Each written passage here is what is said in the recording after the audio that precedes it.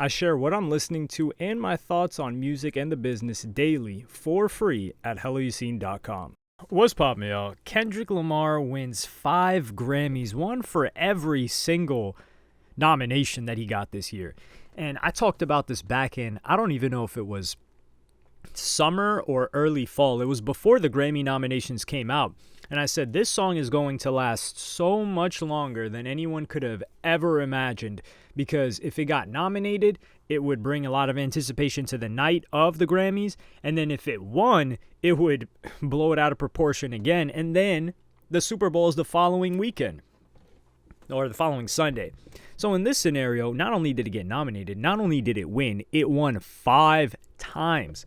And man, the speech that Kendrick Lamar gave, just the smile that he cracked once he got on that stage, I know that smile.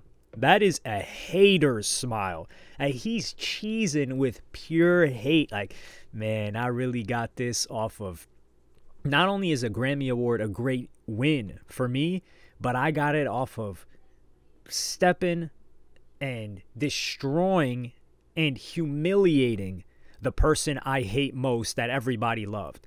It's basically like he's holding up his enemy's head. Back in the day, he just chopped off the rival village, the rival king or whatever the case may be, and he's holding up his head and he's like, yes, this is a coup. It's my game now, and he's just smiling with blood all over his face. That's the equivalent of this situation. I thought it was great. I think it was well-deserved. I think it was overall great for hip-hop that he won 5 awards. However, I'm not too surprised that it won 1 or 2, but the fact that he won 5 really shows me that they mess with Kendrick heavy, which they always have. Critics, they've always liked Kendrick, and there is some controversy around Doechii, who is a TDE artist. She's somewhat affiliated with Kendrick, but she ended up getting a Grammy, which people weren't messing with too much. Actually, I'll cover that too. So Doechii, people are going in on her because she sold 11K first week, and they're saying, nobody really listened to this record. How could she possibly win over the other competitors? I'm going to quickly gloss over Album of the Year. Beyonce won, but I'm going to keep it a buck. I think Brat by Charlie XCX should have won that one. So we're just going to gloss over that. We're going to go to Best Rap Album. So the other competitors with Alligator Bites Never Heal by Doechii was Might Delete Later by J. Cole. Pack that one up. The guy deleted the hottest song off the album. So the fact that he even got nominated, he should be grateful for. That was not winning. Get the hell out of here. Common and Pete Rock's The Auditorium Volume 1, The Death of Slim Shady, Coup de Grace by Eminem, and We Don't Trust You by Future and Metro Boomin. People messed with the Eminem album. I messed with the Eminem album. I thought it was a great album. It was a solid nomination. Do I think it should have won? With this competition, I didn't listen to Common and Pete Rock's album, so I can't judge on that. But I wouldn't say Eminem won. But We Don't Trust You by Future and Metro Boomin, which was one of the most pivotal albums of the past year. Like, this kicked off everything with Like That. And it was an amazing album. We all loved it. It had hits on it. So it had the commercial viability, and it had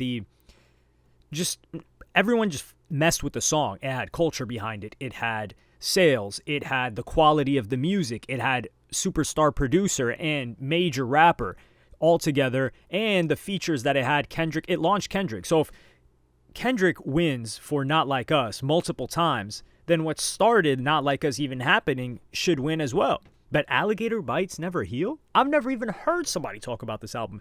And I will contrast this to last year where Killer Mike won, because people tried to use the same argument of, man, Killer Mike sold this many records and he still won. The thing is, Killer Mike has been doing this for a long time.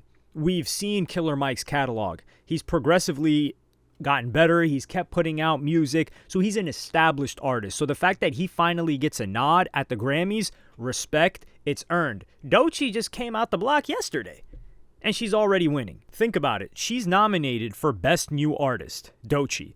So for her to, and they've got Sabrina Carpenter, who's like a super senior for Best New Artist here too. That one was hilarious. She's been in the game for 10 years. 10 years I've known her to be in the game. I had a female family member that was a child that wanted me to buy her CD when she was on Disney Channel. So she's been dropping music for who knows how long.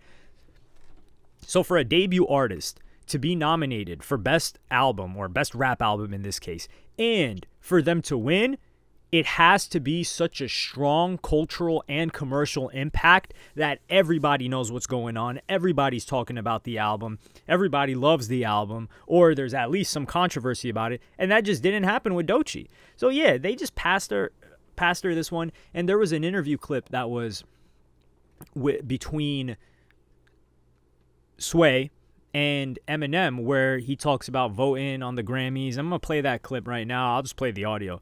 Make it better. Would you ever consider, joining a board and maybe you have a vote in it? First of all, that vote is fake as fuck. That's not a real vote. That's not a real vote. They give it to who they want to give it to. They give it to their darlings, the fucking, this got critical acclaim, but it sold 2 records. Like, it ain't about always what you sell. I get that, Vanilla Ice. So you guys heard that clip. I'm with Eminem here. Yes, there's a voting process, but I also believe that there are heads that can veto things. Because if somebody says, hey, next Grammys, I'll give you this grand performance, and all you have to do is give a nod to this artist that I mess with, they're going to do that, even if people vote for it. So Eminem is right here. And Doechii, I'm not going to be the one that says commercially, because then people will make the commercial argument of, or people can make the commercial argument of, Macklemore was doing more records and et cetera, and Kendrick Lamar lost. So should Macklemore have won that year? And we all disagree with that, of course, although I disagree with Macklemore apologizing for it even more, even though I don't think Macklemore's a bad guy. But then, outside of Doechii, who I didn't think deserved to win this album, or win this rap album of the year, in comparison to Future and Metro Boomin, they for sure deserved it. It did get me to check out the album. I will be checking out that album. So if you want to know my thoughts on the album, it'll be on helloyassine.com. I'll send out an email once I listen to it. I'm not going to make a whole video about her. It's just, it wouldn't make sense. I'm not an album reviewer. I'll just give my thoughts on it. But it worked, and this is why I think there's vetoing powers. But segueing into Ye. Ye pulls up to the Grammys. He daps up Kai Cenat before going in, and then he has his wife just basically undress on the carpet, which I've already briefly talked about in a separate video about Kanye. But one of the interesting things is Ye's just back in attention mode, and I don't really like it. Music is coming, and he's creating this spectacle, which is performance art. I will not take that away from him. It's performance art, but it's a bit cheap performance art. Like, okay, your wife's naked. Yeah, you're on some cuck behavior. Okay, it's the easy shock value. It's like a chick that's like, I'm a social media marketer, but, I show my chest. It's like, is that really marketing? It's the easiest thing. Or somebody's like, yeah, I can get a lot of attention on social media, and they're running down on people with violence in public. Yeah, violence is going to get shared a lot more than other things. Violence and sexually suggestive content. So for that, get that out the way. I talk about Ye, so I don't want to focus too much on that. So circling back to Kendrick Lamar and the Drake situation, I think this Grammys was a good nod for Kendrick Lamar. Are we going to see GNX for next year's Grammys? I don't know. It depends on whether or not Kendrick Lamar drops another project or album this year. J. Cole, it's... Man, I can't even really take J. Cole seriously. And I love J. Cole. I love J. Cole's music, or J. Fold, or whatever you want to call him. But he had some shots taken at him by Joey Badass, and he didn't reply, which I said he shouldn't reply. So he should just stay on his own side. Just keep rapping. Rap, you don't got to get into any conflict, and we'll love J. Cole very quickly again, because he's been rapping his ass off. So congratulations to Kendrick Lamar. There's not really too much else to talk about that I care about the Grammys. I gave you guys my opinion on Beyonce not winning. That's a little bit controversial, but we don't got too many Beehive members here. And, I mean, if you're a Beehive member, you got to admit Charlie XCX's Brat was hard. Anyway, let me know what you guys think in the Oh, yeah. Why the hell was New Blue Sun on here? This is actually my favorite take off this whole video.